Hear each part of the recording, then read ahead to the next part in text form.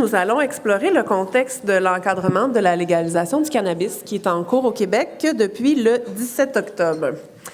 Cet élément de notre actualité, de notre conjoncture, a soulevé de nombreuses questions et c'est pour ça que le comité organisateur a eu l'idée, trouvé bon, d'inviter le Dr Richard Bélanger pour nous soutenir comme professionnels, pour pouvoir répondre à différentes questions que vous vous posez assurément par rapport au lien entre le cannabis, la grossesse, le cannabis et l'allaitement, le cannabis et les parents, comment est-ce qu'on aborde ces questions-là.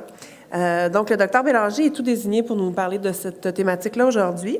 Monsieur, il est originaire de la région de Portneuf et s'intéresse à la pédiatrie et puis à la médecine de l'adolescence. Aujourd'hui, vous êtes médecin au Centre Mère-Enfant Soleil du CHU de Québec, en plus d'être chercheur clinicien et professeur adjoint à l'Université Laval. Un de vos principaux champs d'intérêt et de recherche est l'usage des substances psychoactives. Co-auteur de l'énoncé de principe de la Société canadienne de pédiatrie sur l'usage du cannabis par les jeunes et panéliste au Forum des experts sur l'encadrement du cannabis au Québec en 2017. On a le plaisir d'accueillir Dr Bélanger avec nous cet avant-midi. Merci. Je vous cède la parole. Applaudissez pas tout de suite. Un énorme merci d'avoir pensé à moi pour la présentation. En effet, moi, je suis un pédiatre et un médecin d'adolescence. J'ai une pratique clinique principalement centrée sur les adolescents.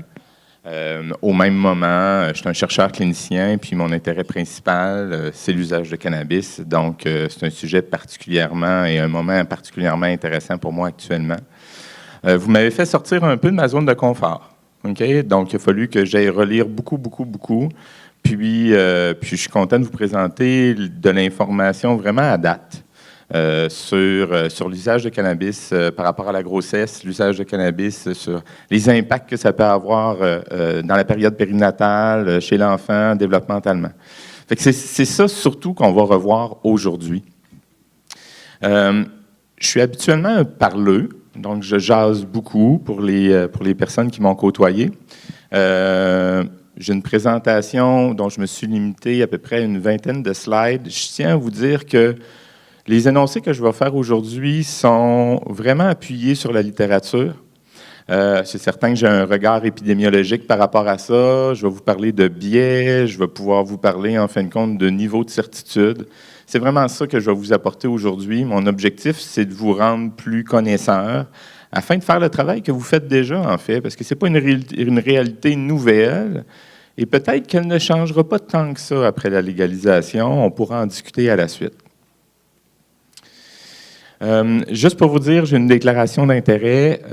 Un de mes projets de recherche touche le trouble déficitaire de l'attention chez les adolescents et est financé par une compagnie qui est la Banque Scotia. Je ne vois pas vraiment de gros liens avec le cannabis, mais je tiens à vous l'exposer. Sinon, vous avez peut-être entendu parler de d'autres de mes projets de recherche, particulièrement le projet Compass à l'intérieur des écoles secondaires. Sinon, l'enquête québécoise sur la santé inuite du Nunavik qui a été faite l'an dernier. Puis, je pilote actuellement un projet qui s'attarde particulièrement aux impacts défavorables de l'usage récréatif de cannabis, pas seulement chez les adolescents, mais aussi les enfants qui s'exposeraient involontairement aux produits consommés plus par leurs parents. On va faire vraiment un petit survol. Est-ce que j'ai dit que les diapositives, j'aimerais ça les rendre disponibles? Non, je n'ai pas dit, hein? Oui, je l'ai dit. Non, faut le dire. Je le dis.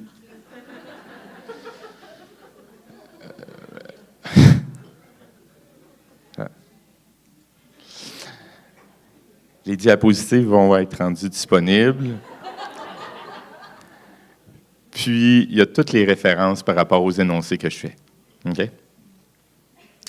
Le cannabis à l'origine d'une plante, vous allez trouver beaucoup d'informations par rapport à cannabis sativa, cannabis indica, cannabis rudilaris. Juste pour vous dire, en fin de compte, que c'est une plante, une des premières plantes qui a été domestiquée par l'humain il y a de ça de milliers d'années, principalement pour sa partie ligneuse, sa tige, parce qu'on est capable de tresser ses fibres pour en faire des vêtements. C'est encore le cas aujourd'hui. Pour sa partie alimentaire aussi, parce que ses graines sont en contenu calorique très important. L'autre chose, c'est que la plante, en même temps, avait produit des substances qu'on va vous exposer, probablement pour mieux se protéger des insectes, mais en même temps, il y a eu une utilisation à visée exploratoire, même religieuse par le passé.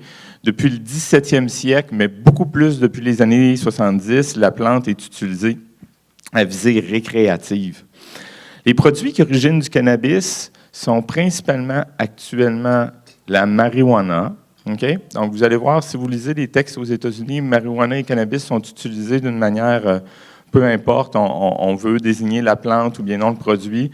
Au Canada, on s'attarde un tout petit peu plus pour dire que la marijuana, c'est la plante, les feuilles et principalement les fleurs séchées, particulièrement des plantes femelles parce qu'ils contiennent plus de cannabinoïdes. On le verra juste après. Mais il y a aussi d'autres manières de s'exposer aux produits. Le hashish, qui est particulièrement la résine. Sinon, il y a toutes les huiles de cannabis qui peuvent être extraites d'une manière mécanique, mais aussi d'une manière chimique. Vous avez peut-être entendu parler de nouveaux produits comme la wax ou la shatter, qui sont extraits à partir d'hydrocarbures. Donc, on ne s'expose pas seulement aux produits, mais aussi à la manière d'aller chercher, d'extraire les cannabinoïdes. Il y a tous les produits alimentaires. On peut fumer le produit et on peut aussi inhaler sa vapeur. Les cannabinoïdes, c'est la partie importante pour nous, professionnels de la santé, parce que c'est eux qui sont le plus associés avec les effets psychotropes, le THC particulièrement, avec l'euphorie, la sensation, en fin de compte, de se sentir un tout petit peu plus enjoué. Puis sinon, toute la partie d'altération sensorielle, THC. Il y a à peu près entre 100 et 500, ça dépend des types de littérature qu'on regarde, du nombre de cannabinoïdes. Vous avez surtout entendu parler à l'intérieur de la dernière année du cannabidiol, le CBD, qui n'a pas d'effet psychotropique, qui a peut-être un effet de modération au niveau des effets négatifs qui sont décrits au niveau du cannabis, mais il y a encore de la littérature beaucoup à aller explorer par rapport à tous ces produits-là. La plupart des informations que je vais vous donner aujourd'hui vont toucher particulièrement au THC, parce que c'est la partie qui est le plus étudiée, particulièrement en santé mentale. Il y a eu une hausse du contenu de THC à l'intérieur des produits au cours des 20, 30, 40 dernières années. C'est véridique, prouvé par la science. Est-ce que c'est catastrophique? Au moins, il y a eu une hausse de 2 à 4 fois les concentrations des années 70. En moyenne, on a des produits sur la rue qui tournent aux alentours de 10 %. On a à peu près cette moyenne-là aussi maintenant à l'SQDC. Bien qu'il y ait des produits qui montent jusqu'à 22-24 % qui étaient bien sûr discontinués.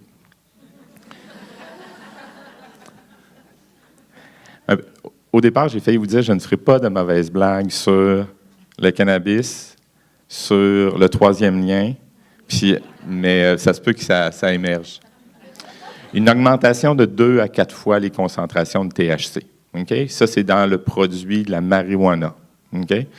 Donc, on tourne aux alentours de 10, on peut avoir du 24, mais si on s'expose à d'autres produits, par exemple la wax, la shatter, qui est plus des cristaux ou presque de la cire, on tombe plus entre 40 à 60 %, puis certaines huiles vont aller à des niveaux beaucoup plus importants de THC.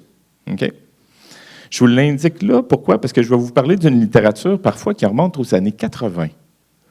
Donc, il faut penser que les concentrations de THC qui étaient disponibles à ce moment-là étaient probablement beaucoup plus faibles. Notre système réagit à ces cannabinoïdes-là, particulièrement le THC, mais à d'autres cannabinoïdes et aux métabolites du THC, parce que le THC en lui-même, le tétrahydrocannabinol, n'est pas le plus puissant. Il y a de ces métabolites qui sont encore plus efficaces pour stimuler les récepteurs cannabinoïdes.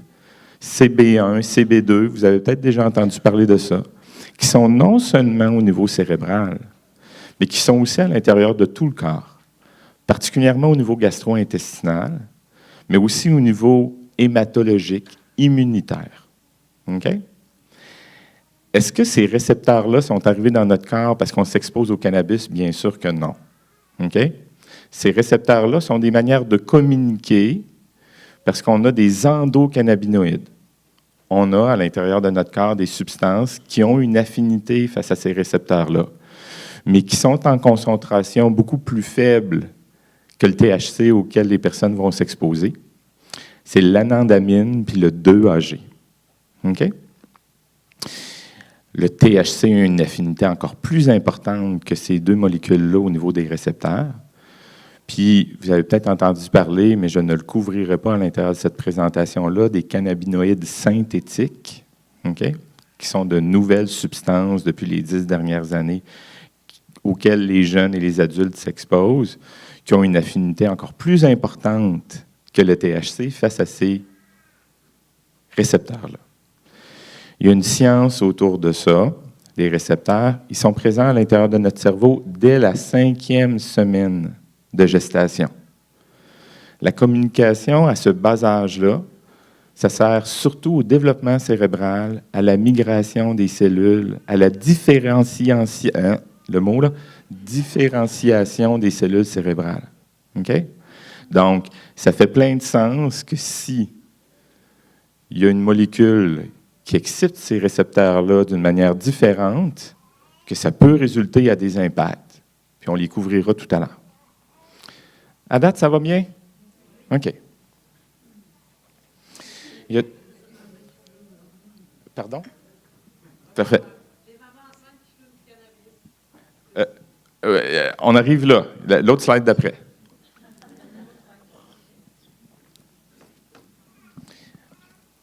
Ça, c'est juste pour vous décrire qu'il y a quelque chose de particulier puis qui va être en lien aussi avec la partie grossesse, mais aussi avec la partie allaitement, puis je vous le présente tout de suite. C'est différent de la nicotine, c'est différent de l'alcool, c'est différent d'autres produits. La distribution des produits actifs du cannabis, particulièrement le THC, je vous ai dit, on va parler beaucoup de THC. OK? Donc, puis c'est différent de la manière qu'on le consomme aussi. Si on a du temps, ce qui me surprendrait à la fin, j'ai des diapositives autour de l'influence de la consommation par les produits alimentaires ou comestibles versus fumés ou bien non vaporisés. Mais juste pour vous dire que l'influence que ça va au cerveau est assez rapide, distribution à l'intérieur du sang, mais après ça, il y a une diffusion à l'intérieur des tissus gras, particulièrement. Donc, ça a une implication, on le verra tout à l'heure, par rapport à l'allaitement. Okay? Le contenu du lait est à peu près le tiers de gras. La distribution du THC à l'intérieur de nos tissus, puis son contenu graisseux, fait plein de sens, tandis que ce n'est pas le cas pour la nicotine, par exemple. En tout cas, c'est beaucoup plus court. Puis c'est moins le cas aussi par rapport à l'alcool. Ça, c'est la diapositive qu'on aime toujours bien présenter. Okay? Donc, l'influence globale de l'usage du cannabis sur la santé. Okay? Je vous ai souligné des éléments que je trouve importants, puis qu'on va parcourir à la suite, parce que je trouve que ça a du sens par rapport à la périnatalité, mais c'est une diapositive que je présente usuellement pour décrire l'influence sur les adolescents puis sur les jeunes adultes aussi. Je veux juste vous dire que, et ce ne sera pas différent avec les produits légalisés, une personne qui consomme peut avoir un jugement altéré pendant sa consommation. Je ne dis rien de nouveau pour vous, que ce soit légal ou pas comme produit. Ça a des impacts reconnus sur une littérature beaucoup plus solide que ce que je vais vous présenter avec les enfants, okay? Par rapport aux impacts au niveau cognitif, au niveau éducatif, puis au niveau neuroanatomique chez l'adolescent, c'est beaucoup plus clair. Correct? Ça a des impacts au niveau respiratoire. La littérature n'est pas certaine actuellement autour des risques cancéreux auxquels l'usage du cannabis est associé. Mais je veux juste vous dire que ça, on va le phraser un peu différemment à l'intérieur des prochaines diapositives pour vous dire que vous pouvez quand même utiliser vos connaissances comme professionnel de la santé autour du cannabis que vous avez déjà peut-être autour de l'usage de cannabis chez les adolescents, chez les adultes, vous dire que c'est probablement pas si faux autour de la périnatalité, mais peut-être avec moins d'évidence. Avant de passer au nombre de jeunes femmes qui sont enceintes, qui consomment du cannabis, la tendance tourne autour de quoi face à l'usage du cannabis? Si on regarde les jeunes, okay, les adolescents, une baisse depuis les années 2000. Okay? Ça, c'est la ligne, vous m'excuserez, là, la ligne pleine bleue. J'ai-tu un... Oui. Je vais rendre personne aveugle. Non, regarde, je savais. Ça ne marche pas. Entre mes deux grosses lignes flèches rouges. Merci. Comment donc? Oui, c'est ça. Géopardie? Non, c'est Wheel of Fortune. Chez les jeunes, la consommation est à la baisse au Canada depuis les années 2000. OK? On en a une idée particulière en disant que les jeunes consomment plus de cannabis. Ce n'est pas le cas à l'intérieur des études. C'est vraiment à la baisse. On verra la légalisation fera quoi, mais bon. Juste pour vous dire que dans les deux autres groupes qui sont probablement les groupes pour lesquels vous êtes le plus inquiet, qui sont les femmes qui sont en âge d'avoir des enfants, la consommation, par exemple, a été à la hausse à l'intérieur des dernières années. OK? Juste pour vous dire qu'on s'inquiète beaucoup des jeunes, mais peut-être qu'on devrait regarder d'autres populations aussi, comme les adultes, parce qu'eux possèdent des risques particuliers face à l'usage du cannabis, particulièrement la conduite automobile, mais aussi de l'implication pour vous autour de la grossesse puis de l'allaitement. Juste pour vous dire qu'on était premier avant, au Canada, au début des années 2000 en termes d'usage. Chez les jeunes de 15 ans, on est tombé en 5e position. OK? Est-ce qu'il faut s'en réjouir? En tout cas, il y a eu une baisse globale de la consommation. C'est assez équitable, gars-filles, ça, on peut se dire, l'équité au Québec et au Canada. Là, on part. OK? Donc, là, on parle cannabis et grossesse. On pourra discuter si c'est ce que vous voyez, parce que c'est quand même des statistiques qui datent un peu, mais qui sont quand même étayées correctement. Je présente des données que je trouve qui ont une certaine valeur, soit parce qu'il y a juste une ou deux études, donc je suis obligé de vous les décrire, ou bien non, la manière que ces études-là ont été faites donne de la valeur aux données. Donc, au Canada, actuellement, je suis capable de vous décrire population générale de femmes enceintes, 2 à 5 % de consommation de cannabis pendant la grossesse. OK? Si on regarde des données aux États-Unis qui, eux, ont regardé sur 12 millions de grossesses à l'intérieur des dernières années, le nombre de mères qui avaient un diagnostic d'abus et de dépendance au cannabis, c'est à peu près 8,6 naissances sur 1000.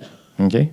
Donc, vous dire grossièrement que à peu près 20 % des mères qui auront consommé du cannabis pendant la grossesse ont une problématique de consommation. C'est à peu près les statistiques qu'on voit aussi à d'autres moments de la vie face à l'usage de cannabis. Donc, pour moi, l'usage de cannabis ne veut pas nécessairement dire « j'ai un problème d'usage avec le cannabis ». Okay? Ces chiffres-là sont probablement en hausse à l'intérieur des dernières années, puis ces chiffres-là ne sont pas vraiment valables pour tous les groupes. Okay? Donc ça, je vous présente aussi des données américaines, okay? Pour dire que c'est des chiffres qui sont probablement sous-estimés parce qu'ils sont principalement auto-rapportés.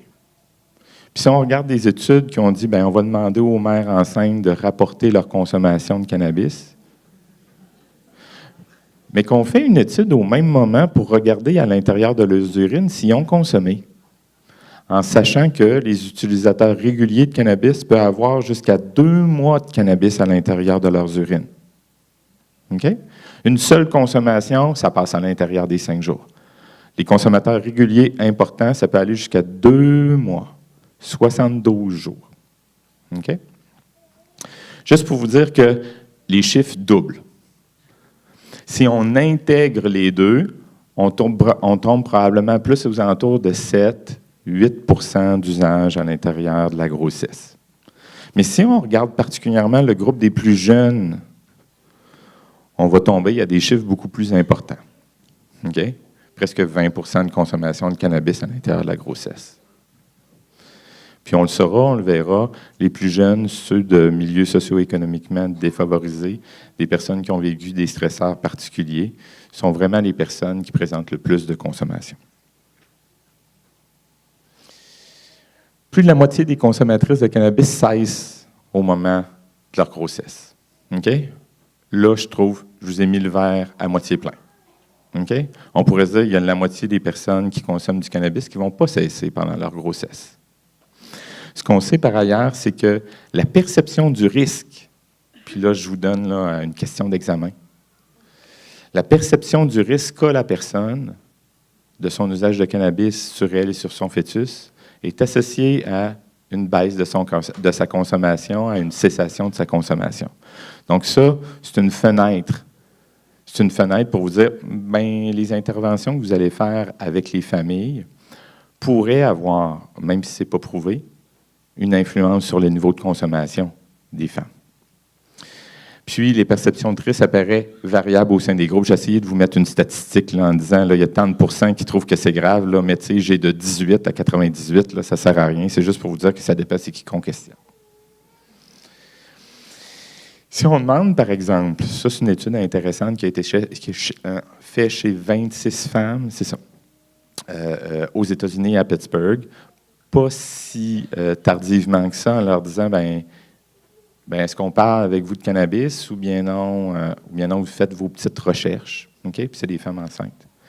Juste de dire que le monde va regarder sur Internet, comme tout le monde fait, OK? Puis là, vous avez tout, puis vous n'avez rien, parce que malgré tout, toutes les informations que je vous ai présentées, moi, ils sont disponibles sur Internet, OK? Mais en même temps, j'ai peut-être plus d'aisance puis de littératie scientifique pour être capable de déterminer le bon grain du mauvais grain.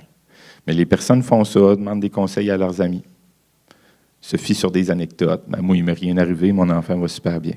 Okay? Les questions, peut décrire recevoir de l'information bénéfique des soignants, ça c'est une autre fenêtre que je vous dis en disant « Ah, il y a peut-être de l'amélioration à avoir sur ce sujet-là ».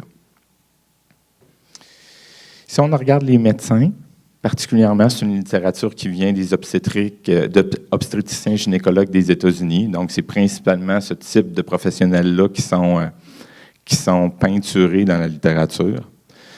96% d'un groupe de médecins américains considèrent le cannabis comme non sécuritaire pendant la grossesse. OK, correct. Donc, un peu moins, mais d'une manière non significative par rapport au tabac.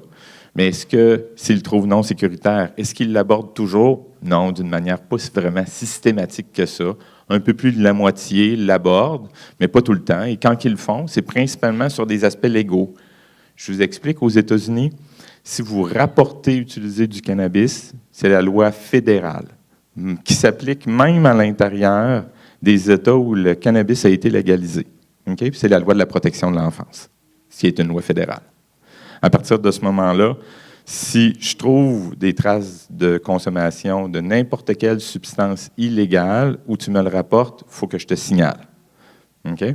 Donc, juste pour décrire que c'est principalement le type de discussion qu'il y a avec les professionnels de la santé aux États-Unis.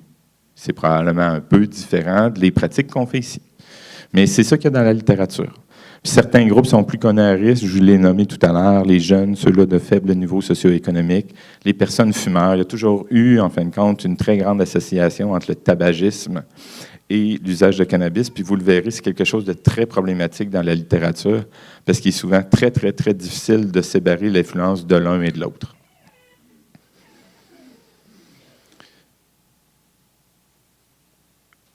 Point important. Là, je vais vous faire de la littérature là, puis de l'épidémiologie clinique là, pendant à peu près 6 slides. Okay? Je vais vous présenter des associations. Je vais même vous donner des statistiques et une augmentation de tant de % du risque. Okay? Juste pour vous dire qu'il faut vraiment être nuancé par rapport à ça. Il y a des niveaux d'évidence différents en épidémiologie.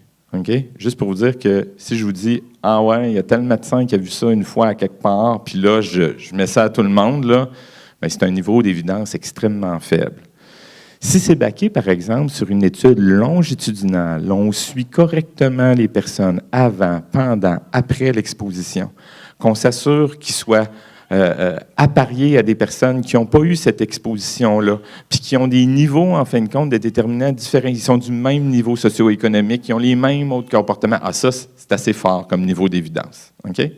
Mais vous comprendrez que c'est pas comme donner une pilule à quelqu'un. Je te donne une pilule, tu as un infarctus, l'autre, je n'y en donne pas. Je regarde après, si tu as eu la pilule, tu es moins mort.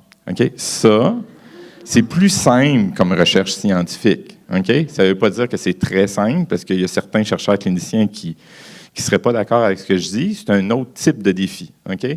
Mais tant qu'on est dans de l'épidémiologie clinique de type observationnel, évaluatrice, étiologique, c'est le genre de défi qu'on a. Donc, on marche toujours sur des œufs.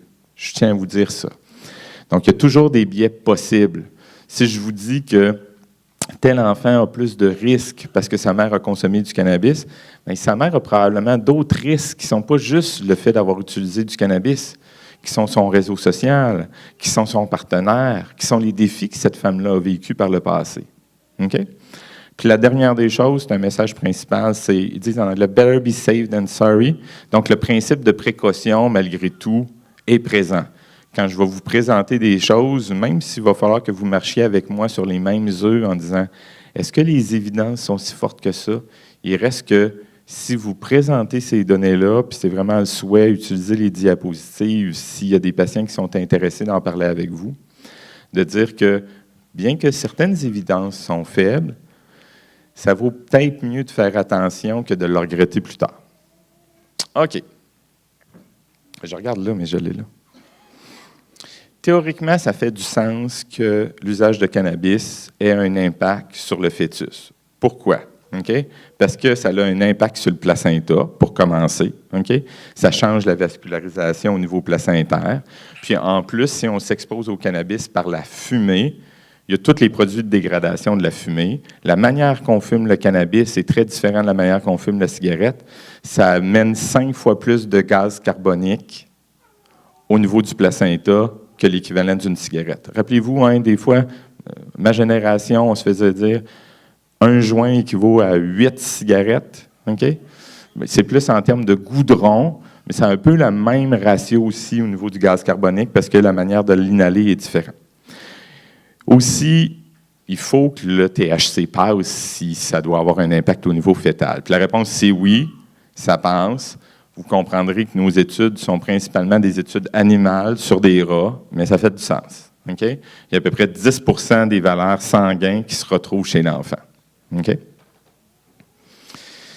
Après ça, quel est l'impact sur le développement à l'intérieur du ventre de maman puis la sortie de bébé? Okay? 2 bonnes méta-analyses sorties à l'intérieur des 2 dernières années nous donnent de l'information là-dessus. Des méta-analyses, c'est quoi? C'est que je prends 20 à 30 études. C'est le cas à l'intérieur de ces 2 méta-analyses-là. Les études se recoupent, bien sûr. Je les mets dans un pot, puis je brasse fort, fort, fort, fort, fort. Puis ça va nous donner des statistiques, en fin de compte, sur certains indicateurs qu'on est capable d'amalgamer ensemble pour dire quelque chose de plus intelligent qu'une étude peut-être dit trop fort, puis l'autre étude n'a pas été capable de dire. C'est comme un résumé, mais d'un point de vue statistique. La première méta-analyse nous décrit quoi? Moindre poids, plus de soins à l'unité néonatale, puis l'autre, c'est plus d'anémie maternelle. OK? Cette méta-analyse-là n'a pas fait attention en comparant, est-ce que les mères utilisaient du tabac ou pas? Rappelez-vous, je vous ai dit, tabac et cannabis sont fortement liés ensemble. L'autre méta-analyse dit, moi, je vais faire mieux que l'autre. Okay? Je vais considérer le tabac à l'intérieur de ça. Là, le défi que ça amène, c'est qu'il y a beaucoup d'éléments que vous voyez ici qui sont liés au tabagisme. Si on retire le tabac ou on minimise l'impact du tabac dans l'équation entre cannabis et conséquences périnatales, là, nos tests deviennent plus significatifs. Okay? Là, en fin de compte, les évidences disparaissent. Juste pour vous dire que, malgré tout, si vous avez quelqu'un devant vous qui fume du cannabis, il y a les risques que je vous expose. Est-ce que c'est uniquement à cause du cannabis? Peut-être pas. Mais malgré tout, cette personne-là présente ces risques-là. Et son enfant aussi. Correct? C'est nuancé, puis peut-être que ça va faire, ça va amener des questions, puis on le renuancera tout à l'heure. Mais évidence de faible qualité par rapport à la tératogénicité, la tératogénie. OK? Donc, il y a eu des rapports de cas d'anencéphalie, OK? Donc, des enfants qui naissent sans encéphale, la partie de la substance, pour nous, humains, une des plus importantes du cerveau, puis des problématiques cardiaques. Mais la littérature sur ça, à date, n'est pas très crédible. Okay? Juste pour vous dire que, pour l'instant, je ne décrirais pas à une dame qui me disait « Y a-t-il vraiment des risques que mon enfant, un peu comme avec la thalidomide, se ramasse avec des malformations? » Bien, à date, il y a des personnes qui se sont questionnées et n'ont pas trouvé de choses si intéressantes que ça. Ça fonctionne? Il me reste combien de temps? On est à 28 minutes. le bébé est sorti. Il est à la pouponnière, ou il est à l'îlot, mère-enfant, ou bien non, il est quelques jours à la maison. Qu'est-ce qui arrive avec cet enfant-là si la mère a utilisé du cannabis pendant la grossesse? Bien, concrètement, en comparaison avec d'autres substances comme les opiacés, okay, il n'y a pas d'association franche à l'intérieur de la littérature avec un syndrome de sevrage. Plusieurs personnes ont décrit de l'irritabilité, des différences au niveau des cycles veille-sommeil. Est-ce que c'est plus du tempérament de bébé ou bien non, le niveau d'inquiétude des parents ou bien non, le réseau qui entoure? Mais il reste que du syndrome de sevrage néonatal lié au cannabis, pas vraiment. Okay? C'est important pour vous. Pourquoi? Parce que il y a des personnes qui pourraient être intéressées de se dire toute substance amène un syndrome de sevrage. Bien, c'est probablement surtout vrai par rapport aux opiacés, peu par rapport à d'autres choses. Okay? Je m'excuse, dans le fond, il faut vraiment faire un acte de foi. Là. La partie en haut, c'est que sur une période de plusieurs années en Floride, les chercheurs ont regardé quelles étaient les caractéristiques des mères et de leurs enfants lorsque ce dernier présentait un syndrome de sevrage néonatal. La quasi-totalité des cas étaient liés aux opiacés.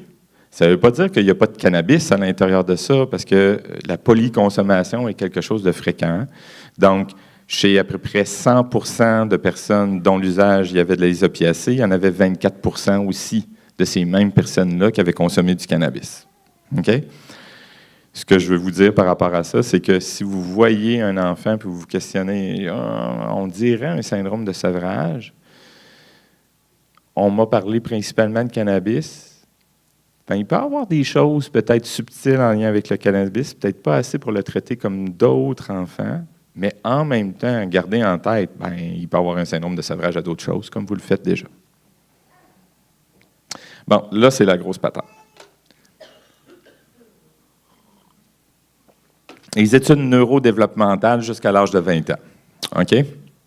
Donc, ça, je me réfère, puis vraiment, là, c'est un rapport en anglais, mais ça vaudrait la peine de le regarder, si ce n'est que pour l'imagerie qui est utilisée, puis je vais vous la deuxième diapositive est assez intéressante parce qu'elle image assez bien les inquiétudes qu'on peut avoir. Puis là, on a de la littérature beaucoup plus solide que ce que je vous ai présenté. Donc, avant, on pourra dire, et je l'ai résumé à la fin, il y a des associations possibles, OK?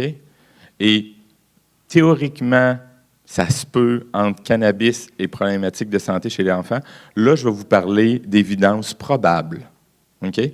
Donc, c'est beaucoup plus intéressant. Donc, concrètement, on arrive avec des études qui ont été faites d'une manière longitudinale, là où on a regardé deux groupes, un peu comme je vous disais tout à l'heure. Des mamans qui ont consommé, OK?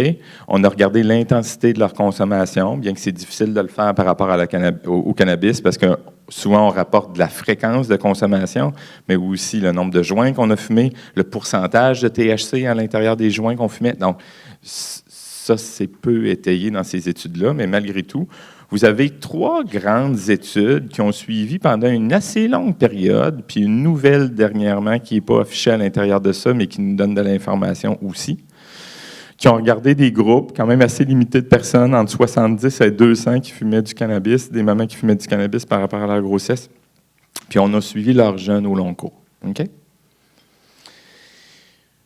Puis ça, il y a des trouvailles. OK? Ça, il y a des trouvailles dès les premiers mois de vie, OK? Des changements au niveau comportemental, plus d'agressivité, des symptômes qui pourraient s'apparenter à de l'inattention puis de l'impulsivité, des choses qui se poursuivent dans le temps à l'âge à 4 à 6 ans. À ce moment-là, on a plus d'évidence pour décrire des éléments en termes cognitifs. Pourquoi? Parce que les enfants, on est mieux capable de les tester à partir de cet âge-là aussi. Là où on voit des changements cognitifs, autant au niveau de la mémoire que de l'utilisation de certaines fonctions spatiales, visuelles. Tant qu'on est rendu à l'adolescence, ces comportements-là qui étaient présents déjà à l'âge de 18 mois se poursuivent. Puis tant qu'on est rendu à l'âge adulte, on est capable quand même de prouver à l'intérieur de ces cohortes-là qu'il y a des changements neuroanatomiques à l'intérieur du cerveau. OK?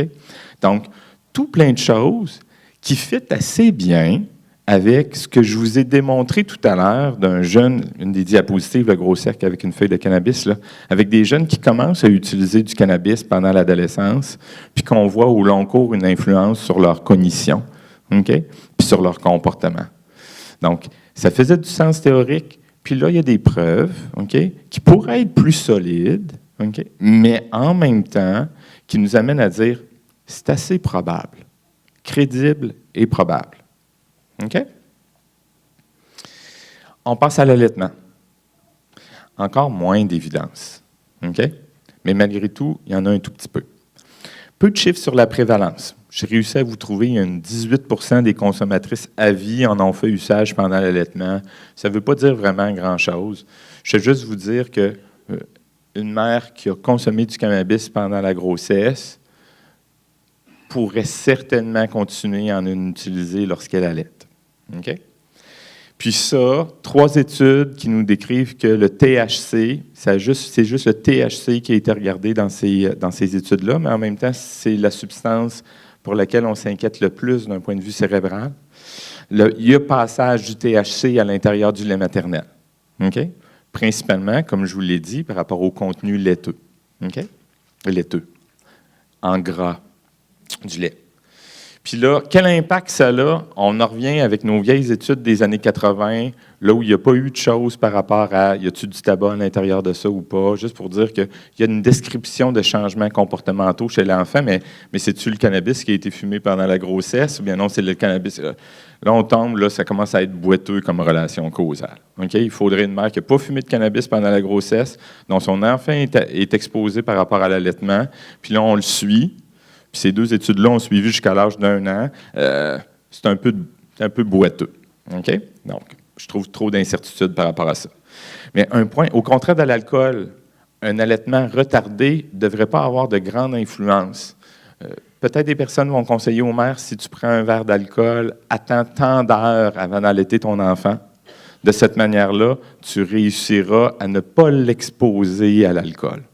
Ce n'est pas le cas par rapport au THC. Je vous l'ai montré tout à l'heure, le THC se diffuse à l'intérieur des gras. Il peut rester très, très longtemps. Donc, concrètement, d'attendre même une journée après une consommation de cannabis, scientifiquement, ça ne tient pas la route pour ne pas exposer son enfant. Je fais un petit wrap-up. 5 minutes, wrap-up. Je fais un petit wrap-up pour vous dire que exposition fœto-placentaire claire, je vous l'ai démontré tout à l'heure sur des études qui font sens, même s'il y en a qui sont animales à l'intérieur de ça.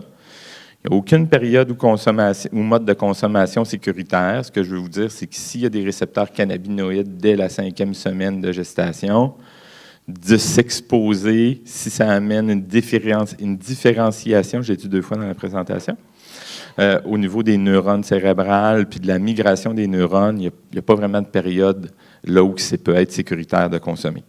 Sans syndrome de sevrage clair, des évidences sur de petits poids, exposition à l'unité néonatale, mais exposé à la critique, ce que je veux dire, c'est que les évidences ne sont pas si solides. Au contraire, face aux conséquences neurodéveloppementales, c'est assez probable et crédible qu'il y ait une influence. Puis les données dictent d'encourager l'allaitement tout en recommandant l'abstinence. Ce que je veux vous dire par rapport à ça, par rapport à l'allaitement, c'est que, compte tenu qu'il y a un passage principe de sécurité, on est mieux de recommander aux personnes pour l'instant de ne pas exposer leur enfant via l'allaitement, mais c'est un peu conflictuel avec le fait qu'on veut favoriser beaucoup l'allaitement. Fait que c'est une manière un peu de tourner ça à l'avantage des enfants, d'encourager l'allaitement, en recommandant l'abstinence. La consommation de substances n'est pas une contre-indication à l'allaitement. Puis après ça, il y a la légalisation. Quel impact ça fait? On n'en a aucune idée. OK? On ne le sait pas, c'est une grosse expérience. Le monde était-tu prêt à ça? En tout cas, il y a eu cette élection-là. On ne le sait pas. Déjà au Colorado, Washington, les 2 premiers États aux États-Unis qui ont légalisé le produit, en 2014, les impacts sur la consommation maternelle puis l'influence au niveau de la proportion de femmes qui allaitent, qui consomment du cannabis, il n'y en a pas d'études. Okay? Je ne suis pas capable de vous présenter des données. Okay? Puis ma business, c'est beaucoup plus de la recherche sur la santé des adolescents. Je vous assure qu'on va avoir les bonnes données pour répondre à l'influence de ça chez les ados. Mais par rapport à la périnatalité, je me fie en fin de compte que je ne suis pas la seule personne à sauter sur l'opportunité de faire de la bonne science avec ça. L'information qui est donnée par la SQDC, c'est ma dernière diapositive. Ouais. Okay. Donc, consommer du cannabis si vous êtes enceinte ou si vous allaitez peut affecter le développement de l'enfant. Puis la petite partie en bas, la consommation de cannabis durant la grossesse pour entraîner certains retards de développement chez l'enfant, on les a couverts. C'est l'information qui est donnée aux consommateurs qui se procurent du cannabis à la SQDC. C'est déjà probablement beaucoup plus que ce qu'ils ont s'ils vont acheter le produit de manière illégale. Mais si on regarde les produits, il n'y a pas le petit logo à ne pas utiliser chez la femme enceinte. OK? Correct? On le retrouve sur le site Internet. Sur le produit, actuellement, il y a le logo de la concentration de THC, que le fait que c'est un produit qui n'est pas sécuritaire, qui ne devrait pas être en possession d'autres personnes qu'un adulte, mais des logos sur « tu ne devrais pas en fumer pendant que tu es enceinte », ça pourrait être un cheval de bataille intéressant à défendre, parce que ça fait du sens d'un point de vue scientifique. Vraiment, pour résumer, OK, aborder l'usage de cannabis et ses méfaits probables chez toutes les femmes planifiant une grossesse ou durant leur suivi de grossesse, c'est ce qui est recommandé par les grandes associations médicales, OK? Autant de pédiatres qu'obstétriciens gynécologues, que de spécialistes des substances, OK?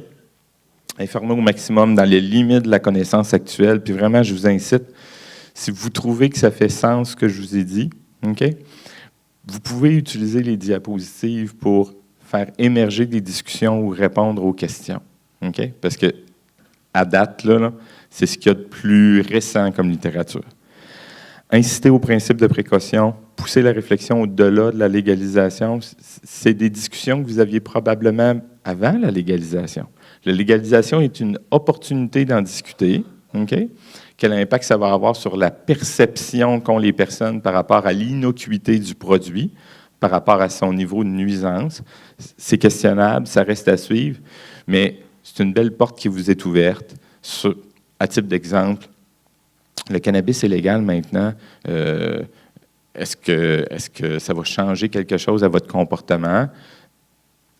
Oui, non. Vous n'avez pas vraiment posé de questions par rapport à tu consommes plus, tu consommes pas. Vous recevez ça, vous ouvrez la porte pour une discussion. Une simple question, ça fait toute la différence. La semaine passée, je présentais par rapport à la sexualité chez les adolescents. La très grande majorité des professionnels de la santé ne posent pas une question. OK?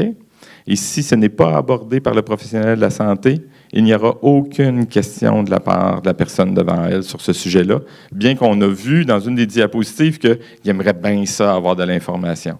Il y a une fenêtre qui est ouverte, vous pouvez utiliser cette opportunité-là. Puis, je lance ça là, comme un pavé dans la mare, mais vous le faites déjà, ça. Allez au-delà de la substance. Vous évaluez la compromission dans la situation que vous avez devant vous. Si vous êtes demandé dans une situation d'un point de vue social, le cannabis peut être un marqueur de compromission. Ce n'est pas nécessairement parce que la personne consomme que nécessairement l'enfant est compromis au final puis qu'il doit avoir... Ça, on pourra en discuter à la suite s'il nous reste un peu de temps. Ça termine.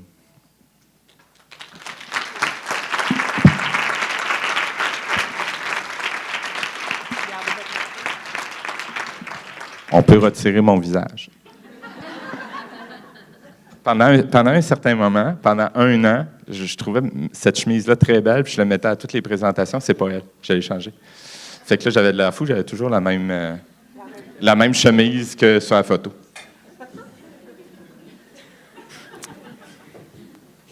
Il est dépassé midi. Par contre, je m'en voudrais de ne pas vous offrir quelques minutes pour poser 1 ou 2 questions maximum à Dr Bélanger. On a fait un bon tour d'horizon. On a surtout en main des références pertinentes que vous êtes invités à consulter. On vous le redit. Vous allez avoir accès à la présentation et aux références, soit par le site du CIS, soit par le site de Ressources Naissance. On va vous informer de ça, mais assurément, vous allez pouvoir les consulter. Avant de partir pour le dîner, est-ce qu'il y a deux questions qui vous brûlent les lèvres ou vous voulez absolument profiter de la présence de Dr. Bélanger pour les poser. Si c'est le cas, manifestez-vous. Puis sinon, je suis certain que Dr. Lemay pourrait répondre aussi bien que moi, d'une manière beaucoup plus nuancée que moi, à ces questions aussi. Ou Dr. Bélanger. Donc, il y a une personne qui s'est manifestée. Merci, on vous donne la parole. Nommez-vous, s'il vous plaît, et nommez votre question.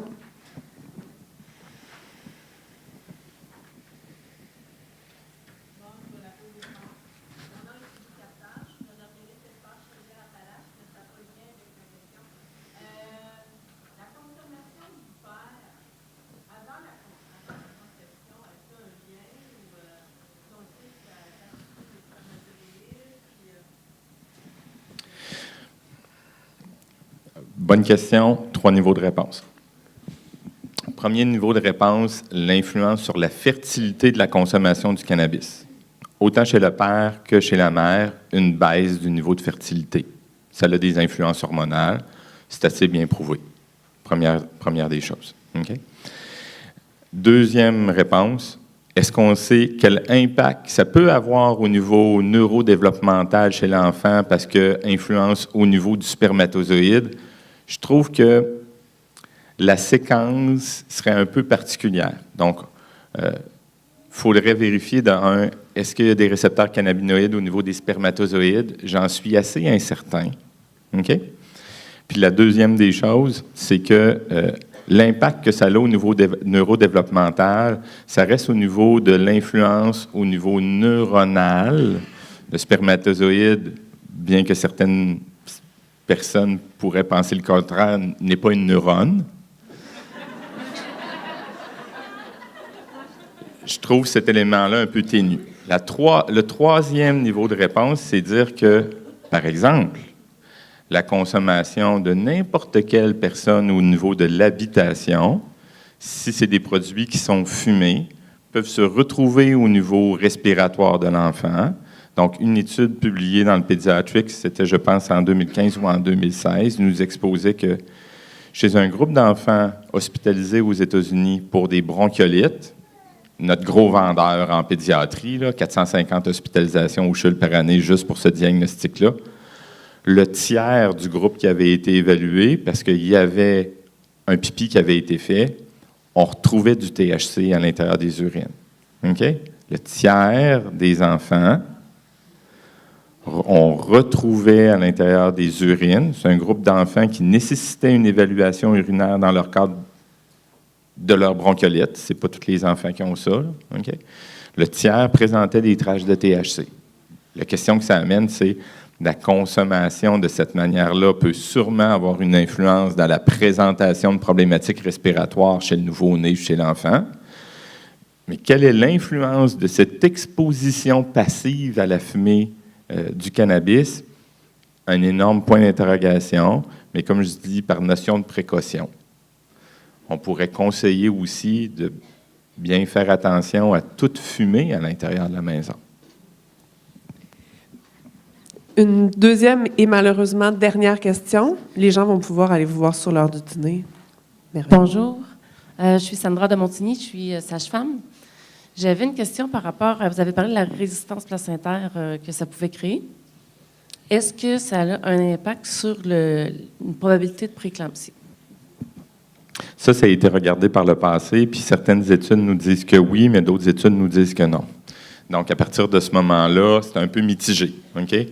Est-ce que nécessairement, dans un contexte de prééclampsie, on doit rechercher pour le cannabis? Le message que je vous ai décrit tout à l'heure, c'est de vous dire toute grossesse, c'est une opportunité de discuter des substances en général. De l'autre côté, est-ce que ça peut être une question qu'une maman qui a déjà eu de la prééclampsie dirait, monter la pression artérielle. Moi, je vais prendre du cannabis, ça va traiter ça, ça va me rendre moins stressé, mais c'est une opportunité de dire, dans la meilleure des situations, ça n'a pas d'effet. Dans la pire, c'est associé à la prééclampsie. OK? Donc, ça, c'est quelque chose qui est assez important d'être capable de nuancer. Puis là, de ça, 6 semaines, présentation au symposium Cœur-Poumon, je présentais sur le cannabis pour décrire que augmentation du rythme cardiaque, augmentation aiguë lors de la consommation de tension artérielle, puis après ça, baisse.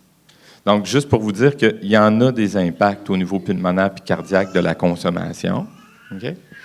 Donc, ça fait plein de sens sur la vascularisation aussi placentaire. Puis là, si on rajoute du tabac, parce que ça reste encore aujourd'hui la majorité des fumeurs de cannabis qui vont s'exposer aussi soit à la cigarette ou en mettant du tabac à l'intérieur de leurs joints, à partir de ce moment-là, tout ça devient mêlé. Merci beaucoup. On aurait pu en parler encore très, très longtemps. Merci énormément, Dr. Bélanger.